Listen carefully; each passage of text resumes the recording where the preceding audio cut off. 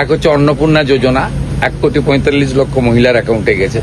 আমি একটা ভিডিওকে জিজ্ঞেস করছিলাম, তমলুকের ভিডিও, আপনার ব্লকে কতজন অন্নপূর্ণার টাকা ক্রেডিট হয়েছে? উনি বললেন 58,000 মহিলার অ্যাকাউন্টে টাকা ক্রেডিট হয়েছে একটা ব্লকে। এই জেলায় 25টা ব্লক রয়েছে। 1,45,00,000 মহিলার অ্যাকাউন্টে 3,000 টাকা করে ক্রেডিট করেছে পশ্চিমবঙ্গ সরকার। এটা এক নম্বর।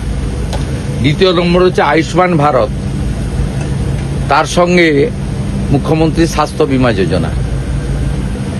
তৃতীয় হচ্ছে প্রধানমন্ত্রী আবাস যোজনা, 25 লক্ষ বাড়ির নাম পাঠিয়ে দিয়েছি আমরা।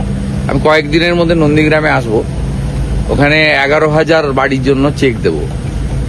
আমাদের 1 লক্ষ বাড়ি প্রথম দিয়ে গেছিলেন শিবরাজ সিং চৌহান, তা 25 লাখ বাড়ির লিস্ট পাঠিয়েছি। 31 আগস্ট অব্দি টাইম করেছে। আরো যাদের বাড়ি করতে হবে তাদের তালিকা পাঠানো হয়েছে। এটা তৃতীয় প্রজেক্ট আমাদের।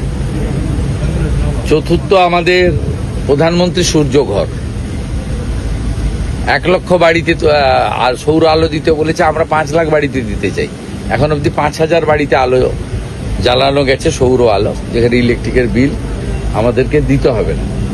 এবং পঞ্চমত আমাদের PM কিষাণ 6,000-এর বদলে 9,000, এবং কৃষক বন্ধু ন্যূনতম জল জমি থাকলেই 4,000 টাকা। এইরকম বেশ কিছু ফ্ল্যাগশিপ প্রজেক্টের উপরে জনকল্যাণে কাজ হচ্ছে।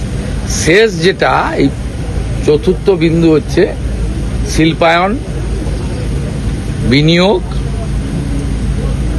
বাণিজ্যিক পরিবেশ গড়ে তোলা, তার সাথে কর্মসংস্থান, বহুমুখী কর্মসংস্থান, সরকারি কর্মসংস্থান, বেসরকারি কর্মসংস্থান, শিল্পায়নের মাধ্যমে কর্মসংস্থান, এবং আর্থিক সহযোগিতা দিয়ে তার মধ্য দিয়ে সফল ব্যবসায়ী বানানোর মধ্য দিয়ে সক্ষম এবং কর্মসংস্থান।